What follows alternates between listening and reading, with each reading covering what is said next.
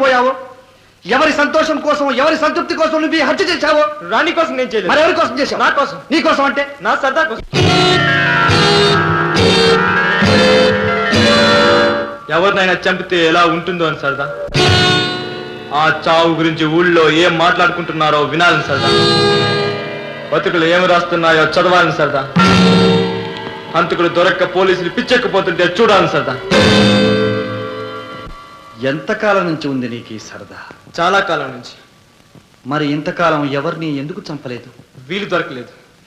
ఎవరిని చంపాలనుకున్నావు? చాలా మంది. అంటే స్కూల్లో మా టీచర్ని, ఇంట్లో మా పిన్నిని. మీ పిన్నినా? ఎందుకు?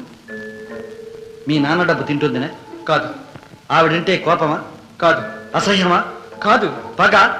కాదు. కక్ష? కాదు. మరెందుకు?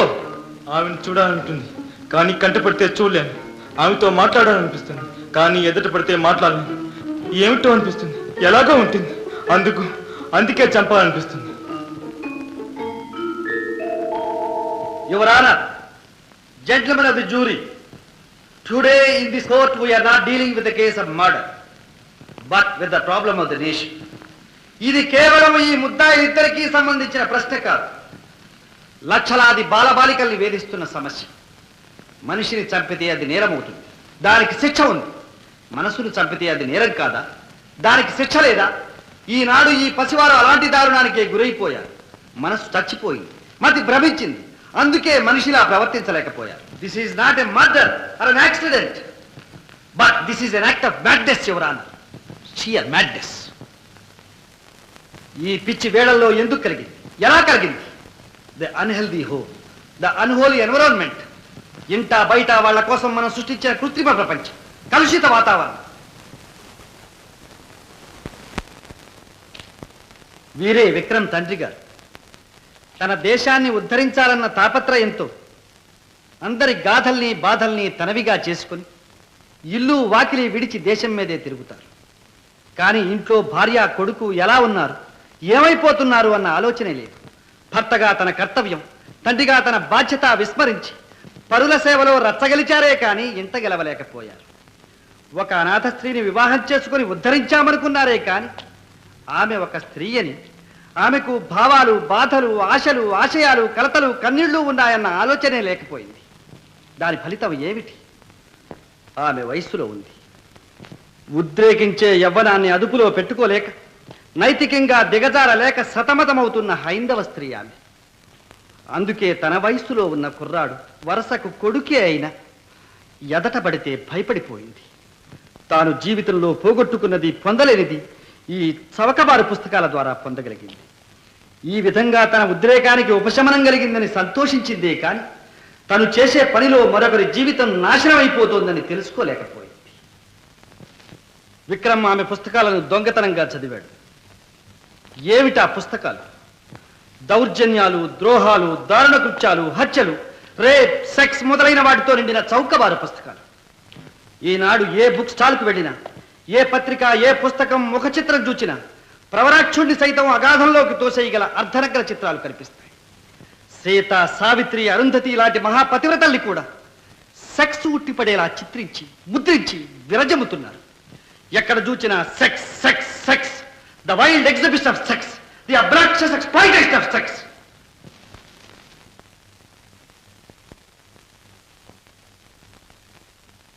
వీరే కోటేశ్వరరావు గారు, కరెన్సీని కరగించి తన విలాసాలకు, వినోదాలకు ధారబోసే ధర్మదాత.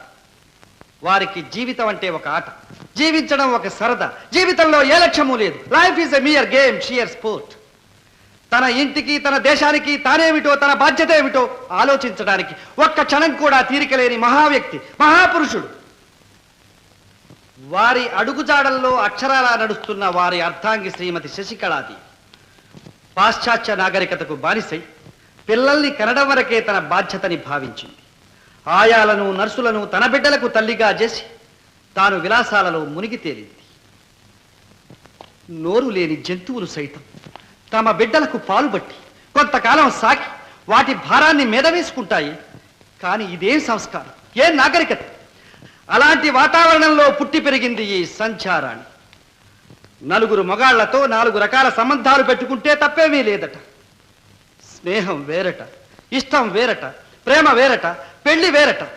తన తల్లిదండ్రులే అలా తిరుగుతున్నప్పుడు తాను తిరగడంలో తప్పేమిటని ఎంతో అమాయకంగా సమాజాన్ని ప్రశ్నించింది. ఎక్కడిది సాంప్రదాయం? అది తప్పని ఆమెకు తెలియదు. పైగా అది గొప్పని నాగరికత అని ఆమెకు చెప్పారు. మగవాళ్లతో రాసుకు తిరగడం, డ్రింక్ పార్టీలు అరేంజ్ చేయడం, వ్యవధి దొరికినప్పుడల్లా సినిమాలు చూడడం ఈమె జీవితం. ఏమిటి ఆమె ఎంచుకునే సినిమాలు? మన సంస్కారం, సంస్కృతి, నాగరికత వాటికి ఎలాంటి సంబంధము లేకుండా కేవలం అమాయకుల బలహీనతను రెచ్చగొట్టే సెక్స్, హారర్, క్రైమ్ ఇతివృత్తాలుగా గల ఇతిహాసాలు. ఇవి వయసు మళ్ళిన మన మీద ఎలాంటి ప్రభావము చూపించకపోవచ్చు. కానీ విరిసి విరియని మొగ్గలు, వికసించని హృదయాలు, మంచి చెడు అర్థాలు తెలియక వాటి అంచులలో ఆడుకునే పసికందులు, వాళ్ళ మనస్సుల్లో ఎలాంటి విషబీజాలు నాటుతాయో ఆలోచించండి యువరానా. The second home of the child is the school.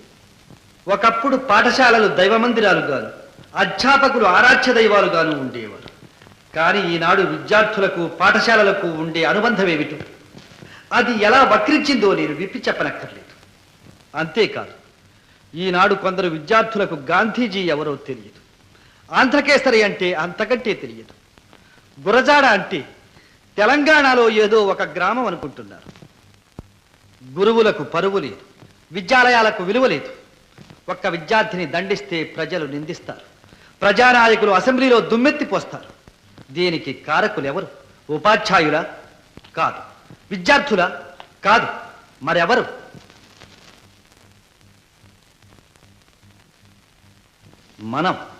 మనందరం మన బాధ్యతను విస్మరించి మన అవసరాలకు విద్యార్థుల్ని రెచ్చగొట్టి మన స్వార్థాలను సాధించుకోవడానికి వాళ్లను వాడుకుంటున్న మనం యువరానర్. మనం ఒకనాడు హృదయవీణ మోగించి, హృదయ కవాటాలు తెరచి, ప్రేమానురాగాలతో ప్రపంచాన్ని జయించు అని బోధించిన మనం ఈనాడు ఒక మీట నొక్కి ప్రపంచాన్ని ఎలా భస్మీపటలం చెయ్యాలో నేర్పుతున్నాం.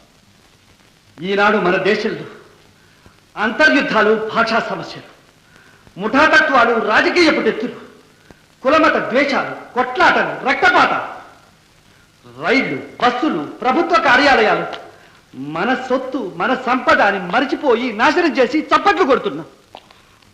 మన ఇళ్లకు మనమే నిప్పడ్డించుకుని ఎగిరి గంతులేస్తున్నాం. విధ్వంసక చర్యలు, చిత్రవతలు, మరణ హోమాలు, చావులు, మరణాలు. ఈనాటి పిల్లలు చదివి చదివి విని విని చూసి మానవ అస్తిత్వానికి, ప్రాణానికి ఉన్న విలువ పోగొట్టుకుంటున్నారు.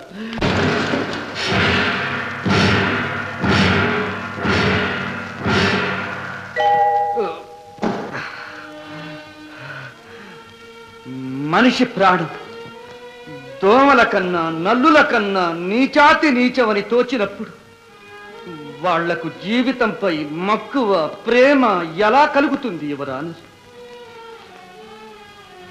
ఎన్ని దుష్టశక్తులు ఈ పసివాళ్లపై ఒక్కసారి మూకమ్మడిగా పడి వాళ్లలోని యుక్తాయుక్త జ్ఞానాన్ని చిత్రవధ చేసి మానవతను మంట గలుపుతోంది. నేను గడిచిన గతాన్ని గురించి ఆలోచించడం లేదు, రాబోయే రేపును గురించి బాధపడుతున్నాను. నిన్న వీళ్ళు ఏం చేశారో మర్చిపోయి రేపు వీళ్ళు ఏం చెయ్యాలో ఆలోచిద్దాం.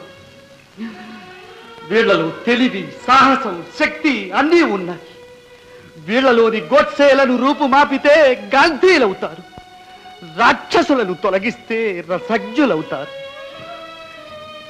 ఈనాటి పాపలే రేపటి పౌరులు. రేపటి పౌరులు కావలసిన వీళ్లను ఎంత నిర్లక్ష్యంగా పెంచుకుంటున్నాం. మనం చేసిన తప్పులతో మతిని, మనస్సును పోగొట్టుకున్న ఈ పసివాళ్లను ఈనాడు వేరు చేసి బహిష్కరించి గిల్టీ గిల్టీ అని శిక్షిస్తున్నాం. మానవుడు హత్య చేస్తాడు, దానికొక కత్తినో పిస్తోలునో వాడతాడు. న్యాయస్థానం శిక్ష వేస్తుంది హత్య చేసిన మానవుడికి, హత్యకు ఉపయోగించిన వస్తువుకు కాదు యువరాన. ఇక్కడ మానవత హత్య చేసింది, దానికి పసిపిల్లల్ని వాడుకుంది. హత్యకు ఉపయోగించే కత్తికో పిస్తోలుకో శిక్ష వేసే అధికారం, ఉరితీసే న్యాయం చట్టానికి ఉంటే ఈ పసిపిల్లల్ని ఉరితీయమనండి. లేదా దేశానికి భవిష్యత్తులో దీపాలు వెలిగించే ఈ పసిపాపలకు అగ్నిశిఖనిచ్చి ప్రమిదలో చమురు పోసి వత్తిని వెలిగించమనండి. A child is born sinless, not necessarily sin proof. పాపలకు పాప పంకిలం అంటకుండా కాపాడుకోవడం మన కర్తవ్యం. ఎలా కాపాడుకోవాలి? పసిపాప భవిష్యత్తుకు అడ్డుగా ఎన్నో సుడిగుండాలు సృష్టించాం. ఈ సుడిగుండాల నుండి బయటపడితే నేటి పాపలు దేశానికి దివిటీ వెలిగిస్తారు.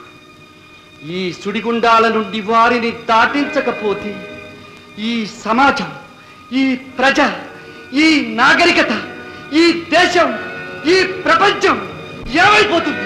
ఏమైపోతుంది? ఏమైపోతుంది? ఏమైపోతుంది? ఏమైపోతుంది? ఏమైపోతుంది? ఏమైపోతుంది?